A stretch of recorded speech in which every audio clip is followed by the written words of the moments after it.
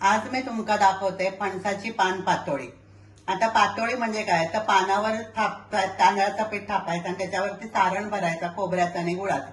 आता इकडे मी फणस घेतलं ते पिको कापो फणस असतात, कारण काय तर हे गोड असे गरे कापे मिळाले आणि तुम्ही जर रसाळ गरे मिळाले तर रसाळाचा रस पण घेऊ शकता।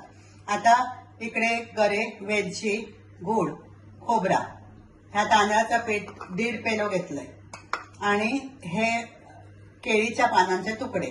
तुमच्याकडे जर हळदीची पानं असले तर तुम्ही हळदीच्या पानावर पण टाकू शकता। आता पहिल्यांदा आपण हे सगळे गरे ह्या मिक्सरच्या भांड्यात घालूया आणि ते बारीक वाटून घेऊया। ही अशा प्रकारे फणसाच्या गऱ्यांची मी पेस्ट करून घेतले। आता ह्या पीठ तयार करण्यासाठी इकडे मी 1.5 पेलो ह्या मापान तांदळाचं पीठ घेतलंय, तेवढाच पाणी घ्यायचं आणि त्या उकळत ठेवायचा। आता उकळताना त्याच्यामध्ये घालायचा थोडासा मीठ आणि थोडासा तूप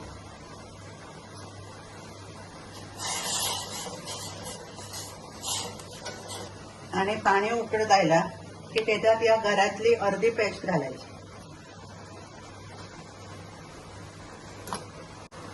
आता या पाणी चांगला उकळला की बारीक करायचं गॅस आणि या सगळ्या पीठ आता ह्याच्यात घालायचं।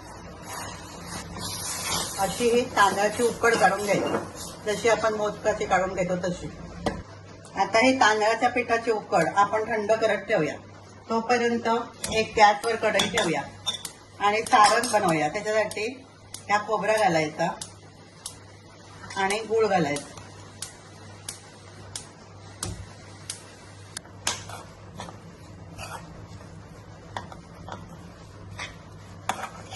ह्याच्यात घालायचा थोडासा मीठ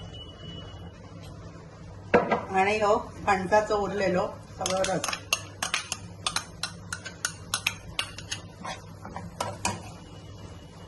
अशा प्रकारे हा सारण तयार झाला। आता त्याच्यात घालूया वेलची पावडर, ढवळायचा आणि आपण एका भांड्यात काढून घेऊया आणि थंड करत ठेवूया। अशा प्रकारे हा तयार झालेला सारण एका भांड्यात काढून घेते। आता इकडे पीठ थंड झाला तर आता मळून घेऊया चांगला। जरा तेल लावायचं हातात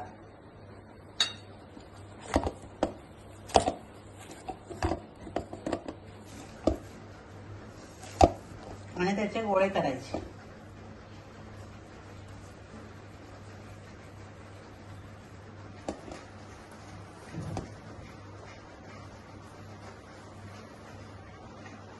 अशा प्रकारे हे मी सगळे गोळे करून घेतले।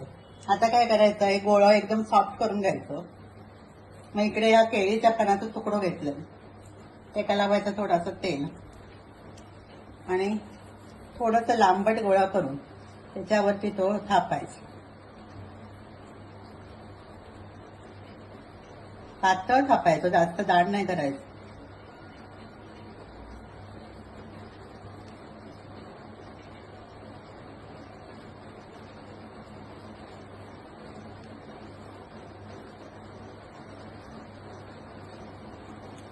आणि ह्याचा सारण आपण बनवलं असं तर सारण त्याच्या एका बाजू घालायचं, भरपूर सारण घालायचं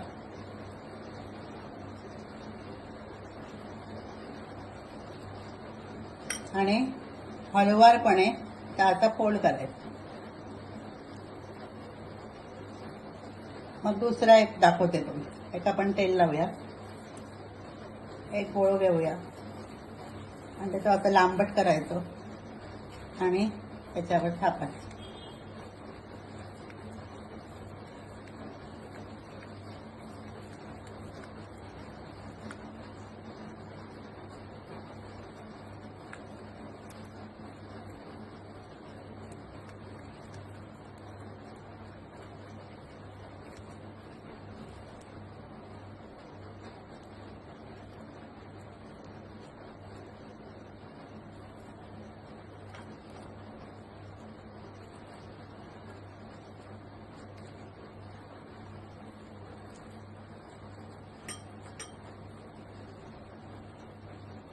अशा प्रकारे या उरलेल्या पिठाचे मी सगळे करून घेते। अशा प्रकारे हे सगळे मी पातोळे करून घेतले। आता ते ह्या डब्यात घालूया।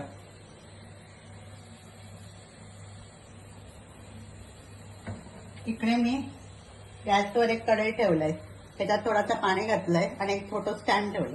आता हे पाणी उकळला की त्याच्यात आपण हे डबो ठेवायचो आणि 20-1 मिनिटं उकडून घ्यायचं. आता या कढईतलं पाणी उकळला, त्या स्टँडवर आपण हे डबो ठेवूया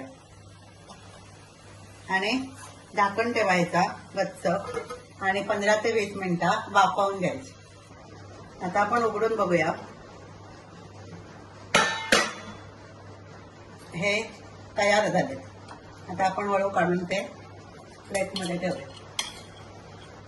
अशा प्रकारे सगळे एका प्लेटमध्ये काढून घ्यायचे आणि थंड करायचे.